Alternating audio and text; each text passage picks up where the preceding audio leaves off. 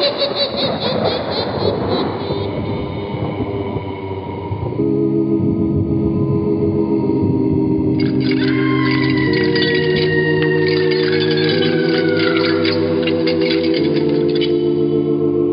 Mysterious Old Radio Listening Society podcast.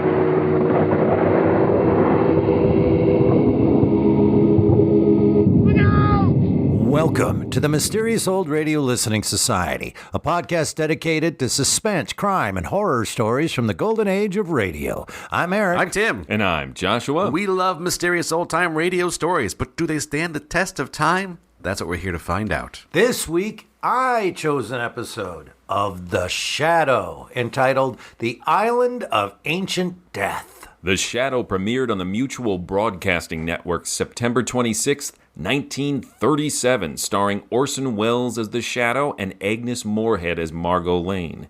When Welles left the program in 1938, character actor Bill Johnstone took his place, quickly making the role his own. After Johnstone's departure in 1943, Brett Morrison donned the slouch hat for a short run of episodes before passing the power to cloud men's minds to John Archer and, very briefly, Steve Courtley.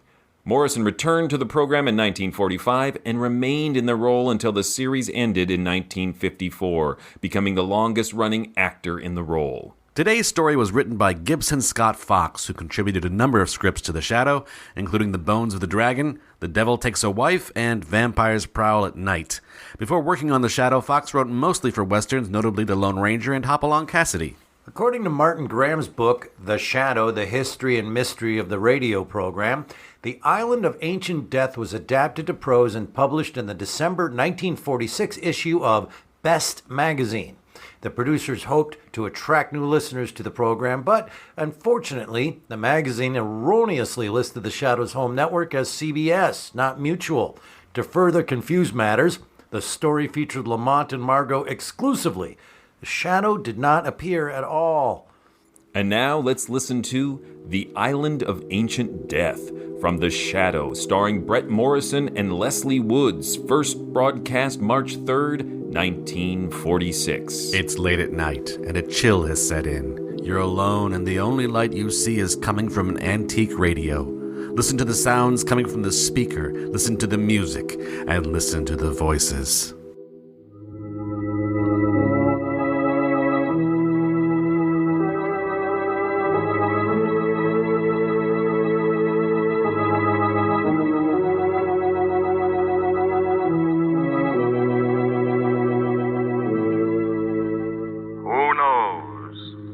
What evil lurks in the hearts of men? The Shadow knows.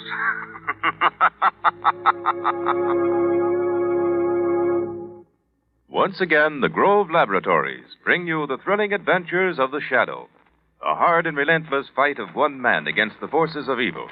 These dramatizations are designed to demonstrate forcibly to old and young alike that crime does not pay. Listen, friends.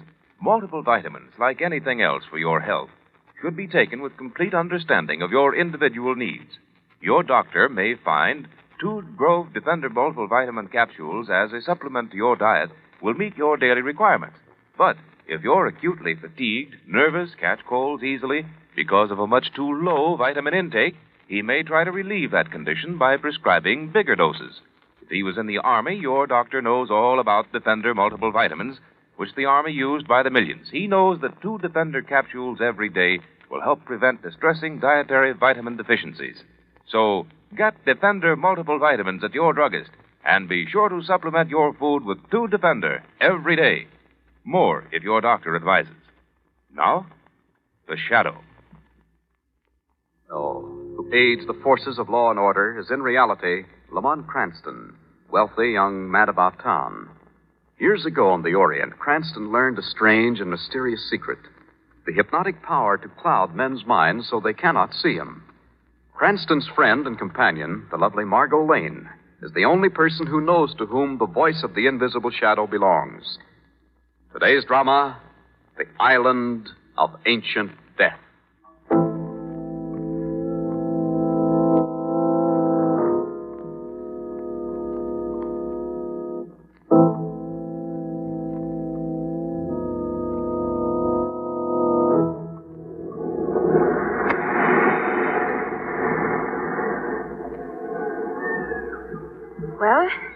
the matter, Hester? Why don't you unlock the door? Madame, have you thought of what you are doing? Of course I have. You are a stranger here, Madame. The island of San Angelo is small, but it's belonged to your husband's family for many generations. It has certain traditions. No one, for instance, ever enters this pavilion. And, Madame, is it not true that Dr. Madeira has forbid you to enter it? It is not true, Madame. Never mind my husband. Please, Hester, just open the door. If I do, Hester. If you insist, Madame.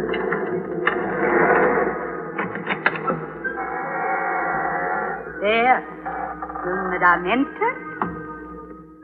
Oh, it's so dark. I can't see. I shall have to open the shutters. Madame, listen to me. Go back while there is time. There is an evil here that no one should see. An evil. Open the shutters, Hester. Open them. Yes, Madame. Then look. Look. Diane! Dr. Madeira.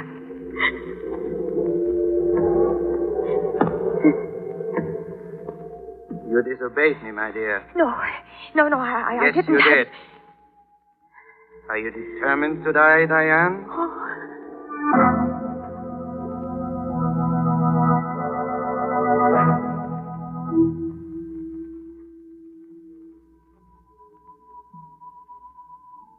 And if this letter convinces you I'm losing my mind, I'll not blame you.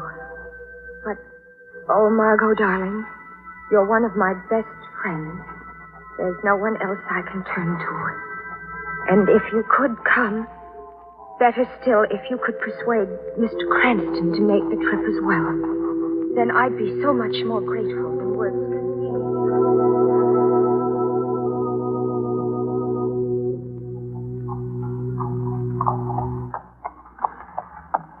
Oh, I am grateful, Margot. More grateful than words can say.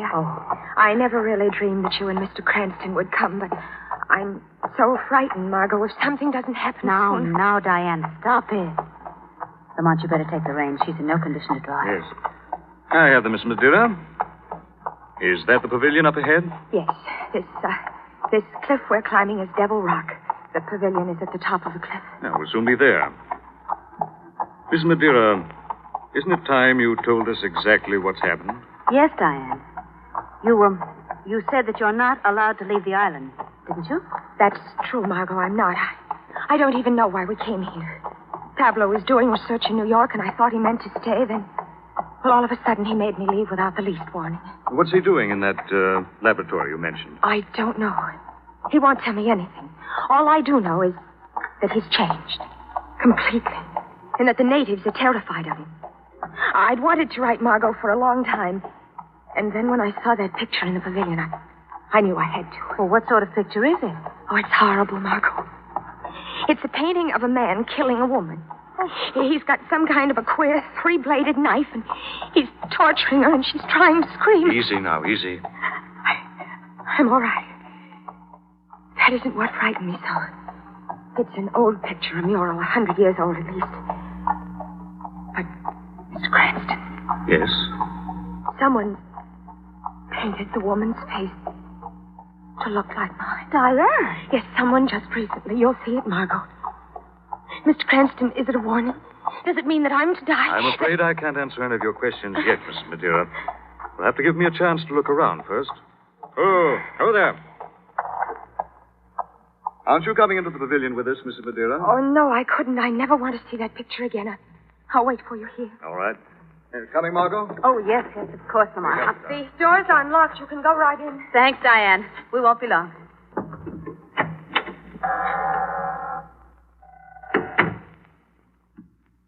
Just a minute, Margot. I'll open the shutters.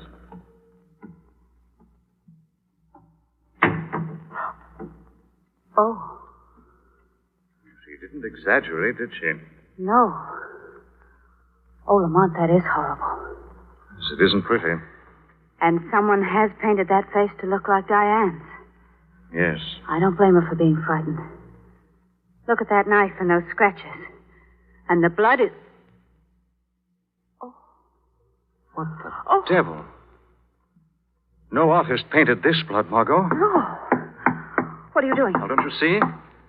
It's see-through from behind. There must be a way this panel can open. Wait. I think I've got it. I felt something give. Stand back, Margot. It's swinging open. What on earth? Now, you feel that draft?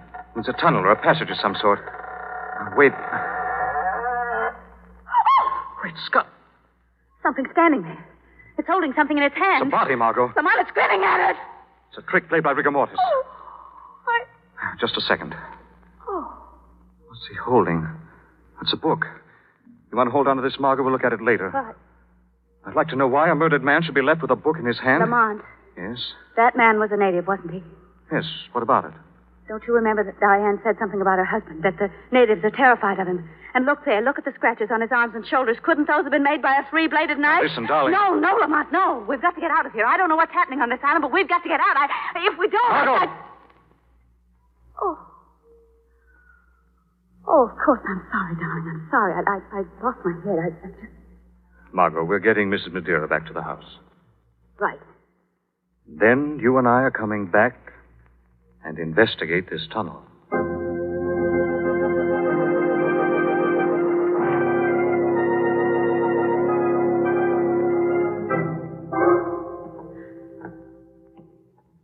How far have we come, Lamont? Nearly half a mile, I should think. Where do you suppose this tunnel leads? Well, if my sense of direction's worth anything, I have an idea we're pretty close to the house. Evidently, someone at one time or another wanted a secret passage between the house and the pavilion. Wait a second. What is it? It's a door. Let's see if we can open it. Well, it's stone. Yes.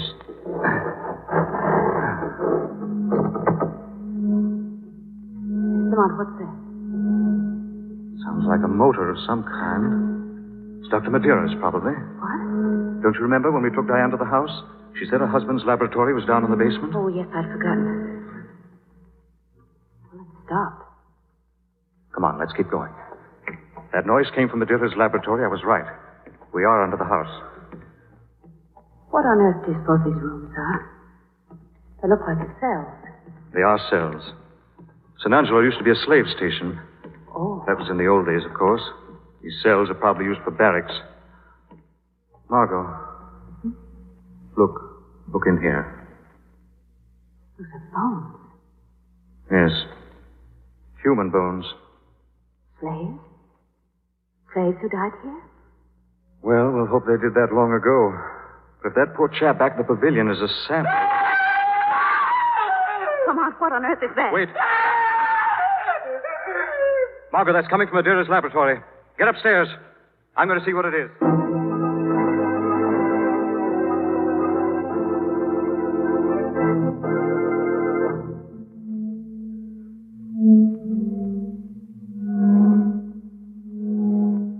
Now, senor, are you satisfied that you only imagined those sounds? Not by any means, Doctor. I'd like to know, for instance, why you took so long to open the door. I was busy. Do you mind turning off that motor? Not at all. Thank you. I beg your pardon. You're Hester, aren't you? Yes, senor. You heard the cry described, did you not? No, senor Cranston, I did not. I may have been mistaken. Well, that was not the only mistake you made, senor Cranston. Really? Your first was when you came to my home without an invitation. But I had one from your wife. She gave it without my permission. But even so. And I am the head of this household. Do you understand that? Yes. Quite.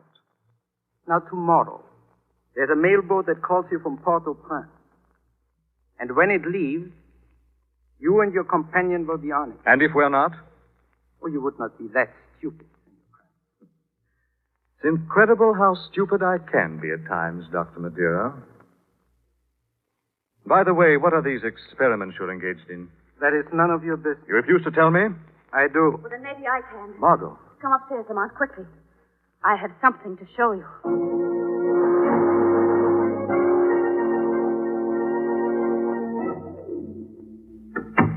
Well, what is it, Margot? Oh, hello, Miss Madeira. Hello, Mr. Cranston. You and Margo both look as if you'd seen a ghost. What's up? We have seen a ghost, Lamont. A ghost 100 years old. Not here in the library, I hope. Look at this. Isn't this the book we found in the pavilion? Yes, it is. I looked through it while you were in Dr. Madeira's laboratory. It's a diary, Lamont. And do you know who wrote it? I hadn't the slightest idea. The woman who posed for that painting in the pavilion. And she had also married a Madeira, Mr. Cranston. And her husband was a doctor, too. Here, Lamont, read this entry. It's the last one, isn't it? Yes, the very last. Oh, read it to yourself, Lamont, please. It's an entry Diane hasn't seen. No, that isn't fair, Margo. If you don't show it to me, I'll imagine something much worse. She's But right, Diane, Mark. Shall I read it aloud, Miss Madeira? Please. Very well. March 3rd, 1835. How strange it is to know that this is the last time. And make an entry in his diary. How much more strange to realize that if I had never posed for that horrible picture in the pavilion, I might not have had to die. And strangest of all, to realize at last that my husband's experiments were meant to have their climax in my death. Even now, as I write, I hear my husband's footsteps in the hall. Now, he stops. He's at the door. Now, I hear nothing. He must be raising his hand to knock. Oh, yes. And now. The door. Good Lord. Another one. Margo, turn away. Don't look. What is it? Please, Lamont. Margo, don't look. Horrible. Horrible.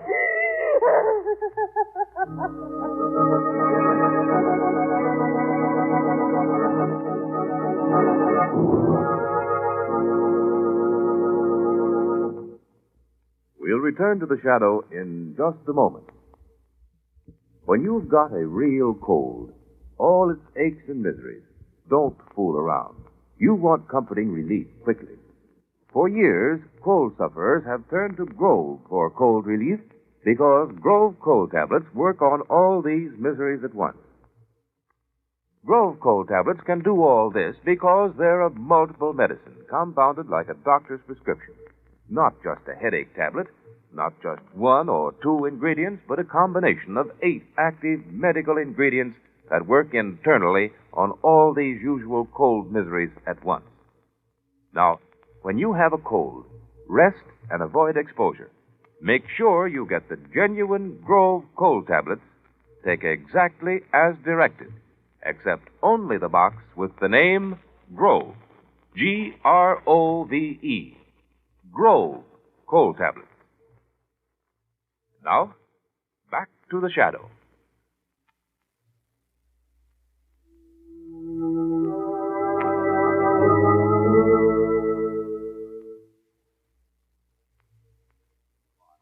Guests at an old Spanish mansion, Caribbean, have been trying to learn what's behind the strange happenings that have been terrifying the household.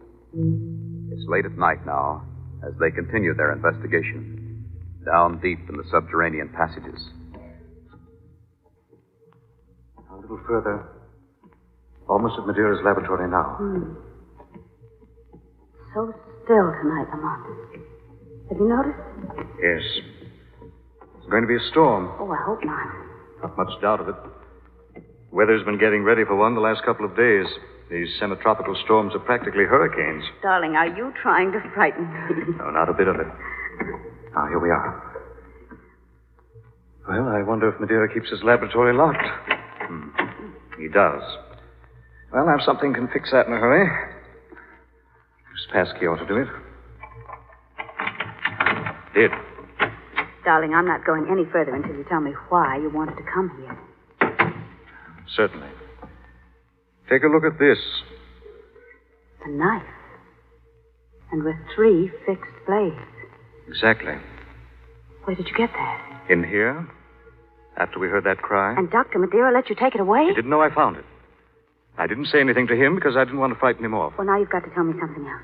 What? In the library, when I showed you that diary and we heard those knocks at the door, what was that? It was another native, Margot. You mean like the one in the pavilion? A great deal worse, Margot. This poor chap had been cut to ribbons. Oh, no. He'd been attracted by our voices in the library, but it's a wonder he had the strength to reach the door. Oh, I wish we hadn't come here. It's too late for that, Margot. Hello, what's this? Well, now, don't tell me you're interested in the trash he swept up. Trash? Better look again. Well, it's all stringy, whatever it is, but there's blood on it. There is. But... And this stringy stuff, as you call it, is human flesh. What? Yes, Margot. Human flesh as it might look if it were cut from someone's body with a knife exactly like this. Oh, Lamont, Now, listen to me, Margot. Have you told Diane about the body in the pavilion? No, of course not. You said I shouldn't. Then don't mention this. All right. I want you to find Diane and stay with her, Margot. Stay with her. What are you going to do? I'm going to try to find Dr. Madeira.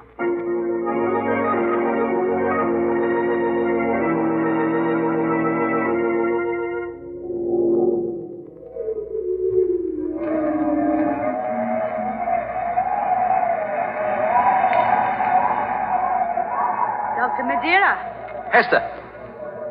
Why do you stand here alone, looking out at Devil's Rock? Are you afraid, Dr. Madeira? Don't you realize that things have gone too far? That you must kill her? That it's your only way out? That you can't... Stop it, Hester. You love her, don't you? Yes. I love her. Then how can you hesitate? Isn't the man in that painting in the pavilion killing the woman he loves? And doesn't he get a wild pleasure from it? The storm is here at last. Yes, Dr. Madeira, the storm has finally come. Kill her now and throw her body into the sea. Let the storm hide her, Dr. Madeira. Let it hide her before these fools who think they've come to help can discover what our real purpose is.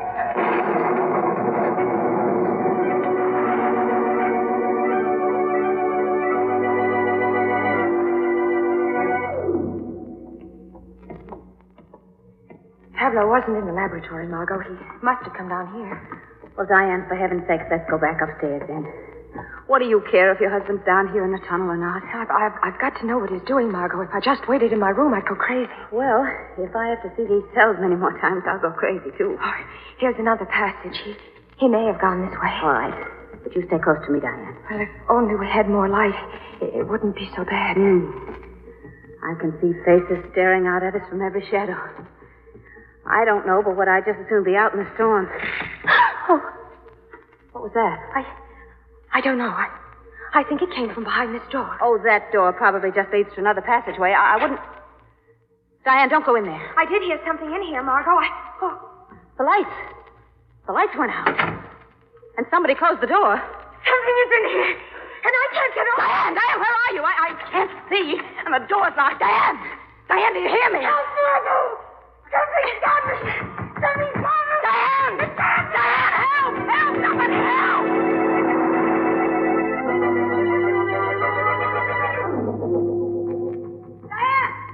Diane, help. Margot, is that you? Come on, thank heaven. Are you all right, darling? Yes, but Diane's gone. Something grabbed her, locked that door, and pulled her into the passageway. I think I know where Diane is, Margot. You do? Well, what have you found out, Lamont? And did you see Madeira? You didn't give me a chance, darling. I was searching the house, and I heard you call and Diane screaming. Then how do you know? We haven't time for questions now, darling. Just do what I say. Go to your room and lock yourself in. Lock yourself in, do you understand? I think I know what's been happening here, and if I'm right, it's worse than I imagined. Diane, I've got to find Diane. Leave that to me. Do you know where she is? I think Madeira's gone to the pavilion, Margot. And if I'm not mistaken, so has she.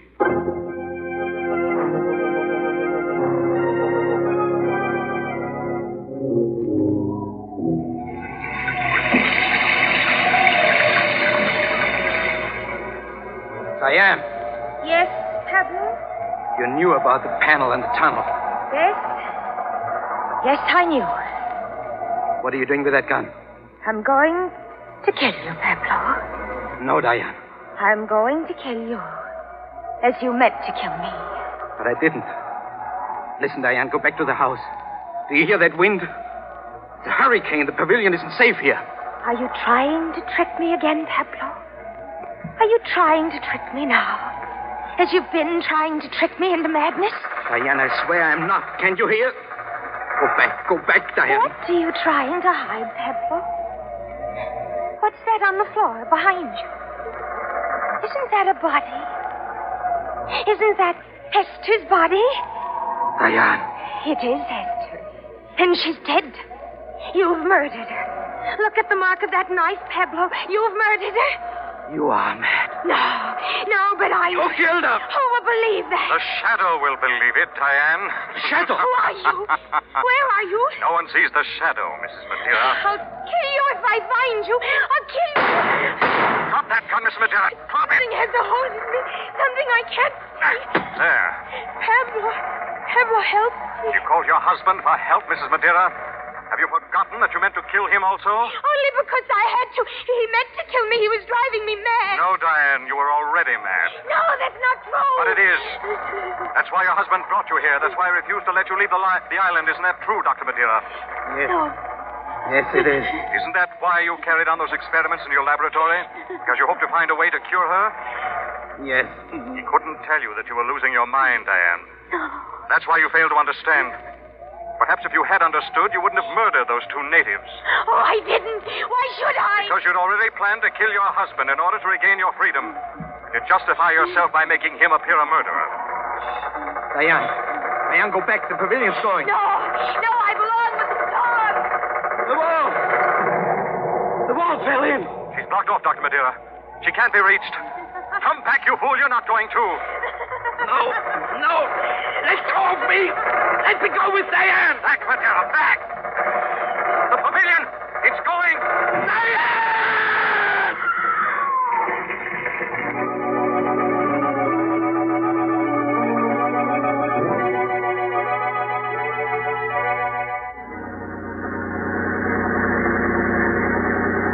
Well, there's our ship, Margo. We'll be aboard in a few minutes. In a week or so, home again. Yes, we will, but, Lamont, there's still so much that happened that I don't understand. Oh? For instance? Well, was Diane really insane? Yes, Margo. Dr. Madeira had brought her to the island on that account. He was doing the best he could for her, but he made one serious mistake. What was that? He confided in Hester. But Hester was secretly in love with him, more than willing to force Diane into complete insanity. That's why she painted Diane's features on that mural. And it's also why she faked that diary. The diary was fake. Yes. It's too much of a coincidence to be believed in, Margot. You know, I thought Dr. Madeira was guilty all the time. Of the murders, I mean. When we found those pieces of flesh in his laboratory, I was sure of it. That's why I was sure he wasn't. He was far too clever to leave evidence like that just lying around. But I had an even better reason for believing Diane guilty instead of her husband. Do you recall the second native who was murdered? And do you remember Diane saying, another one? Well, yes, but... Well, neither you nor I had told her about the first native. So unless she'd killed him herself, how could she have known of it? Well, that's right. Well, what about those cries we heard in the laboratory? Diane was in there. We heard her murdering the native.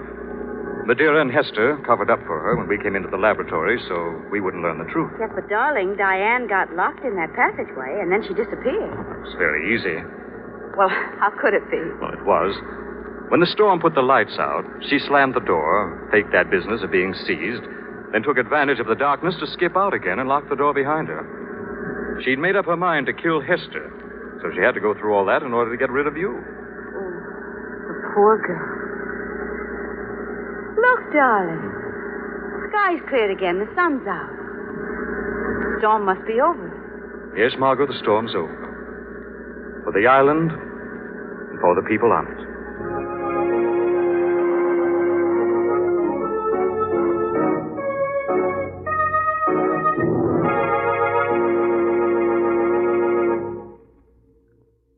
They say misery loves company. But wouldn't misery prefer relief? Now, the usual miseries of a common cold can be relieved fast with Grove cold tablets. It's a multiple medicine compounded like a doctor's prescription.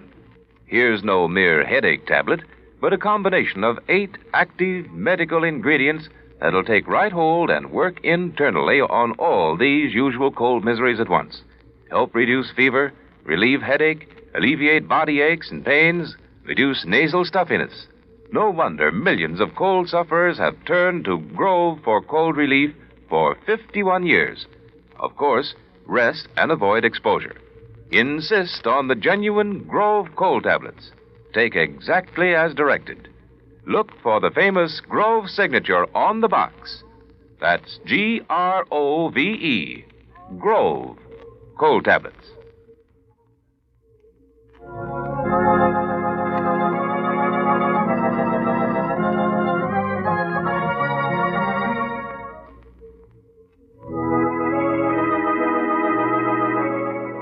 This story is copyrighted by Street and Smith Publications, Incorporated. The characters, names, places, and plot are fictitious. Any similarity to persons living or dead is purely coincidental. Again, next week, The Shadow will demonstrate that the weed of crime bears bitter fruit. Crime does not pay. The Shadow knows.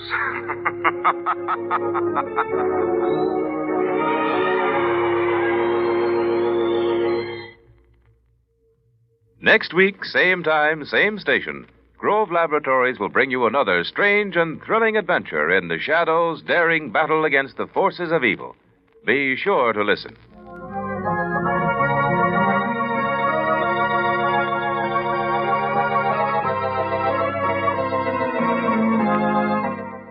This is the Mutual Broadcasting System.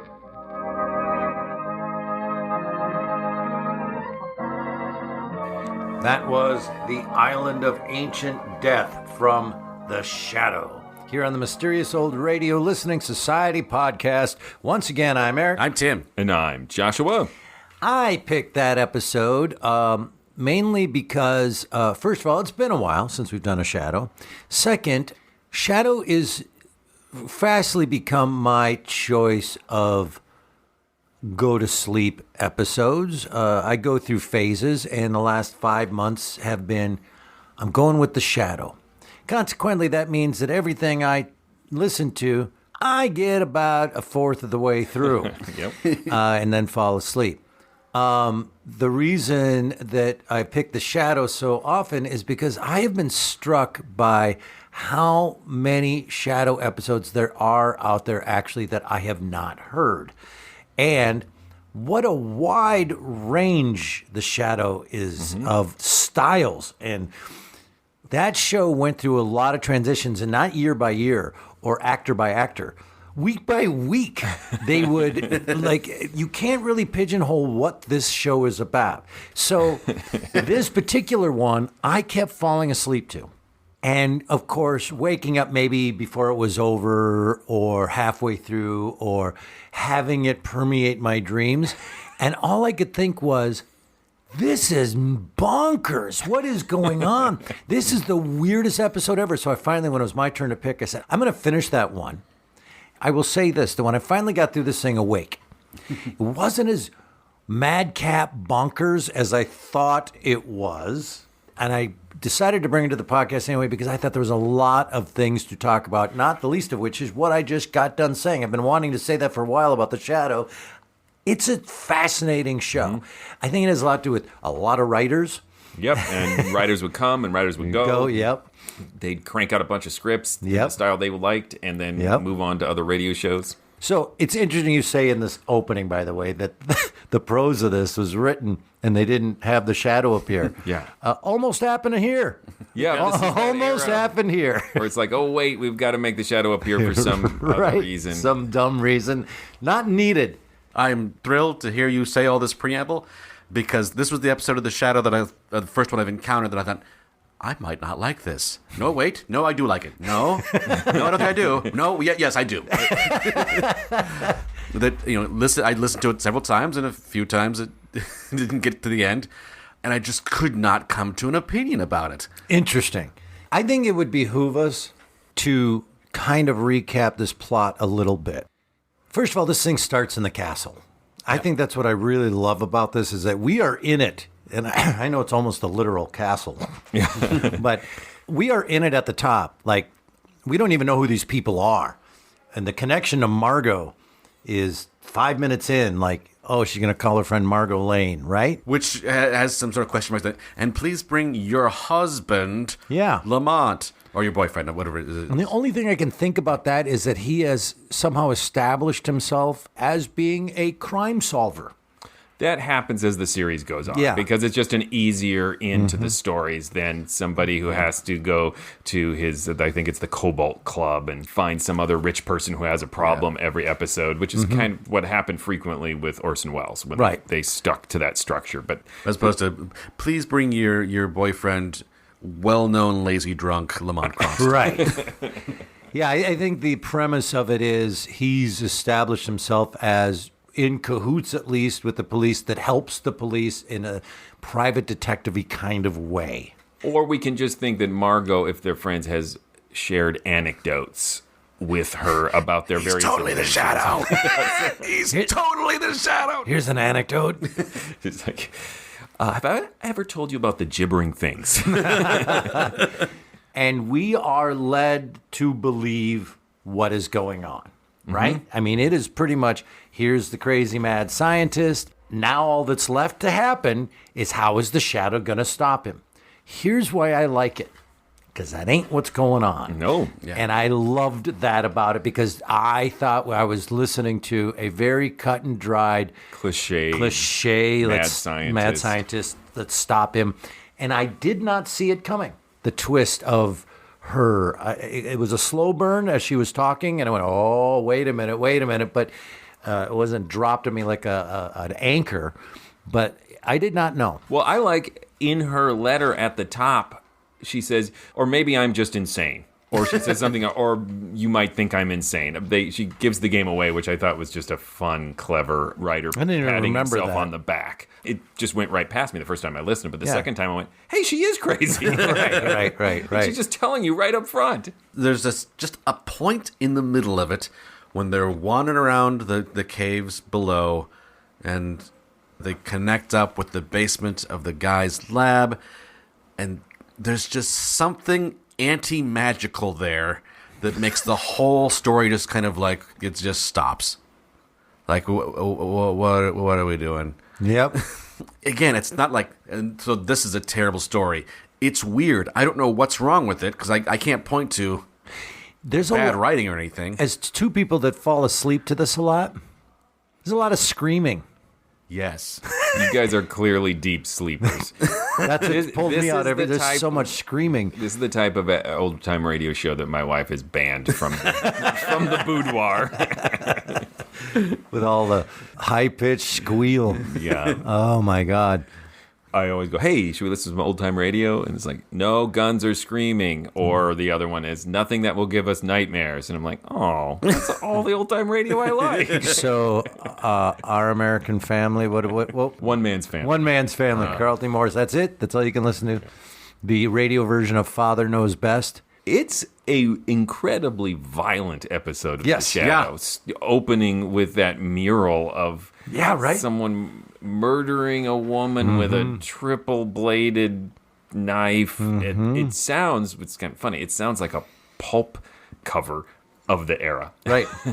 Almost felt like an intentional nod, but then you get the creepy notion someone's painted over this old mural with her face on it. But that begs the question of, like, what was the old mural doing here? And that behind it there was the body of somebody who had been killed, and their face disfigured into this sort of hideous smile. It's all good stuff. I don't know what my problem was. Well, and then the other thing about this that I think struck me is Margo and Lamont are terrified. That doesn't, like, there's a confidence to the two of them normally that's like, okay, let's just figure this out. Margo has a true freak out. She has a true freak out. Which is very un-Margo-y. Yep. There's a great bit in here, and it's a recurring thing in The Shadow, where the Shadow says, Margo, don't look. Yeah. Right? Because it's the second native they find mutilated is even worse than the first. He says, don't look, don't look. But then, it's really funny, later, she sees something in the laboratory, looks like, some tattered cloth, and then he's like, no, Margo, look closer. Oh, yes. It's actually ribbons of human flesh. Look closer. Look at it. Like, that's what I would say. Don't look. Put it in your hair. Right. Smell it. Taste it. But Use even all your senses, Margo. Let's explore this human flesh. But even that scene in that moment was another reason I brought it. Like, wow, this is ghastly. There's a lot of ghastly, grotesque slasher movie things going on in this. So sleepy. So soothing. So soothing, sleepy, slashery. Yeah, I would argue that this may be the darkest Shadow that I have heard, because all the violence is very naturalistic and it's not set off by any lightheartedness. No. Well, obviously in Village of Doom it has that just horrific infanticide in it, a murder of a baby, but it also has wacky picnics and running through the pickles, jackdaws with poison beaks and all these other absurd to comical elements, whereas this is, the violence is very visceral. We don't get the establishment of Margo and Lamont first having a nice dinner before everything falls apart, having a picnic, having something nice happening. And this was a slaver post, right? And so they're walking through these cells and where they kept slaves and shackles. So on top of this very visceral horror, it has real life historical horror hanging over the whole piece. Yep. Man's inhumanity to man. Yeah. Again, I know we said it already. I really appreciated the twist. Yo, is that a no? Oh, I agree. Okay. Wholeheartedly, I did not see that coming at all, because there are a lot of really cliched episodes of The Shadow that have the mad scientist plot. Yeah, and they don't have all the startling violence around it that this one does. But I thought this was going to stand out for being exceptionally visceral and lurid, but follow this usual Shadow plot. We're not typically trained to expect a twist at the end of The Shadow. No. And they carefully worked out each step and who did it, and Pester in the background. It all holds up if you can get past all the disturbing elements of it. Which I loved. All the victims are natives to this island who don't even get to speak, which is a blessing, because it would probably be horribly insulting if they did. I wouldn't have been able to bring it to the podcast. And there's also this element where he brought her here because she was dangerous. So he brought her to this remote place where she can only she can't hurt any white people. Brown people. Yes. It's like, right. But it also, at the same time, is aware of the horror of slavery. So it has this sort of weird, uncomfortable dissonance there. I want to say, well, first thing I want to ask is, it was a while ago that we listened to this, and we're discussing it. Usually we discuss our podcast sooner after we've listened to them. We listened to this 3 years ago. 3 years ago. I can't for the life of me right now remember, why did he become the Shadow in this and what for?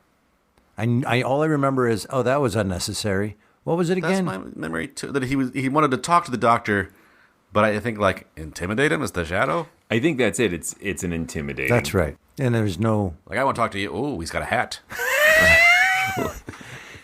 Overall, though, as I stated at the top, it sounded bonkers to me. I wanted to finish it. I know we all love The Shadow. It was kind of bonkers. All the things we discussed are why I brought it. But I think more so what I wanted to bring this for is the discussion of The Shadow in general, which I've already alluded to. And that is, this episode opened up for me this something that probably should have occurred to me a long time ago. And that is, there is no such thing as a typical episode of The Shadow. It's an adventure to throw on an episode of The Shadow you haven't heard, to hear what genre they're going to write it in and who wrote it and what kind of style it's in, because this literally felt to me like an episode of The Witch's Tale. Yes, I would totally back you up on that. It has that level of blood and guts horror. And going 1,000 miles per hour. Yeah. So that's all. I'm going to bring more shadows. What if we run out? Yeah. If you bring a shadow, it's like bringing a new show, because it's different every time. Well, not all the time, but there's enough of them out there we could do. I've heard in the last 2 weeks 30 episodes of The Shadow that I'm like, wow, that's weird too. And those are the ones I like. I like the weird, but there's a lot of weird. There's some just like Green Hornet like episodes that are just like, quick to the Shadowmobile. Yeah, and they're really dull, I find. The Green Hornet is great to sleep to because it is so predictable. Yeah, I can usually fall asleep just with the music. Oh, it's hard to fall asleep. But Green Hornet, all he's fighting is a guy that's the head of a mob trying to take down the newspaper. That's what that show is. A corrupt politician or a corrupt criminal. But in a lot of ways, it's like escape or suspense or Witch's Tale, as I said, with the name of the show being loosely based sometimes on the protagonist that, as we find out, isn't always needed at all. I do like how the bad guy is rarely arrested in the Shadow. They always come to some gruesome death as soon as their plot is revealed. A pavilion is dropped on Diane in this one. But even that, the script carefully sets up. There's this coming storm to sort of make this sort of climactic horror trope happen on this rocky crag and drop a pavilion on someone. Right. Well, should we throw this to a vote? Yes. I thoroughly enjoyed this a lot. I had a great time. I'm not going to call it a classic because I don't think this stands the test of time in the sense of, I think it has some goofy tropes to it in some ways. And I won't call it a classic because it is dated in its horror in ways. And how do you find a classic Shadow when they're all, not all, but there's so many wide-ranging styles of the Shadow? I just want to vote this. That was fun. I enjoyed that. Here we go, big weird. Shadow fan. I wouldn't call it fun. Like, it's one of those rare Shadows where there's not a fun moment in it, in that there's no lighthearted banter, there's no comic relief. I meant fun in the sense of from a horror suspense standpoint. Yes. Roller coaster fun. Roller coasters aren't fun either. It's just you peeing your pants. Yes. That's fun. But yeah, it certainly moves at this really compelling breakneck pace. The twist at the end really, really works. Yep. And I don't think it was intended at the time, or it's hard to grapple with what the intentions were at the time. I am fascinated by the setting on this slave trader post, and just the weird idea that it's sort of treated like, oh yeah, that old mural was probably, whatever Simon Legree type character owned it, just painted this sort of tribute to torture and murder on this pavilion, and it makes for a complex and possibly more difficult for some people listen, but I think it's kind of fascinating for historical reasons as well. Definitely not a classic, mainly because I miss Shrevey hijinks or something. Imagine Shrevey running around. Oh, I found some human flesh I found. I think did this conversation help you decide if you like it or not? Yes, I think it stands the test of time. There's a lot to like here. There's still, to me, something that does get my finger on, kind of in the middle of the pace of where it feels like they stay on the fake out just the extra note too long, which I totally feel like the Emperor in Amadeus. Like, there's too many notes. Just takes them out. But that in some ways there's so much to enjoy that any little skip suddenly feels so out of place. So I don't even really know. I still don't know what my complaint about it was. It just, there's something in there where I disengaged, and every time I listened to it, I would disengage in that same spot. Another horrific murder. That's a reason to sort of disengage. It's fair. Without the horrifying grotesqueness, there's something about it also that strikes me as a Flash Gordon serial. Thing to thing to thing. It really is. There's like 8 cliffhangers in that half hour, you know. It feels like that kind of goofiness a little bit. Yeah, that's kind of, I think, what was in there. Is like, oh, just get to it. Right. And I think there needed to be one more variation on the type of horror, too. Because it was just one more cut of body, one more cut of body. And so that might be where it kind of felt slow, maybe? Yeah, not even slow, as just like it hit a cul-de-sac in some way. Yeah. Oh, yeah. All of which is to overemphasize a small complaint, because it is all the things you praise about it are all true. It is powerfully grisly, move this at a lightning pace, and it's to your initial and main point. It's really different than a lot of other Shadow episodes. Yep. All right, Tim, tell them more stuff. Hey, please visit ghoulishdelights.com. Why? Why, you ask? I tell you this all the time. Because you can listen to other episodes there. You can leave comments on episodes there. You can vote in polls to let us know what you think about these episodes. You can send us a message. Let us know just what's going on with you. Hey, how's it going? You can also link to our social media pages, to our Threadless store, buy some swag, or become a Patreon supporter. Yes, go to patreon.com/themorals and patronize us. Please. Send us some money. In exchange, you will receive bonus episodes of the podcast. You will receive an invitation to our monthly Zoom happy hours. You can join me for my semi-monthly Zoom book clubs. There's so much extra morals you could be getting with just a little extra money. And speaking of extra money, we are also looking for some one-time donations towards some upgrades on our computer. Because we are recording this on a very, very, very old laptop. And as Eric mentioned, that we listened to this episode a while ago because we've had several failed recordings. So please, help us step into the 2020s. If you own a computer store, we'll be done with this part of our begging. Send us a computer. Hey, if you want to see us performing live, the Mysterious Old Radio Listening Society Theater Company does live on-stage recreations, adaptations, and a lot of our own original work of audio theater. We've been doing it nonstop for about 6 years. You can find out where we're performing every month by simply going to ghoulishdelights.com or mysteriousOldRadioListeningSociety.com. There you'll find out what we're performing this month and where, and get tickets right there as well. If you are a Patreon, you can please, if you're in the area, come and see us, which has been happening a lot recently. We've been meeting some people that have been coming to see our shows, which lovely. Please do that. But if you can't make it, you do get to watch them anyway because it's part of your Patreon deal because we film them for only our Patreons. Hey, what's coming up next? Next, we will be joined by one of our patrons, another perk. Yeah. Go to patreon.com/themorals. He will be bringing an episode of Nightfall entitled The Dark Side of the Mind. Until then... The Green Hornet.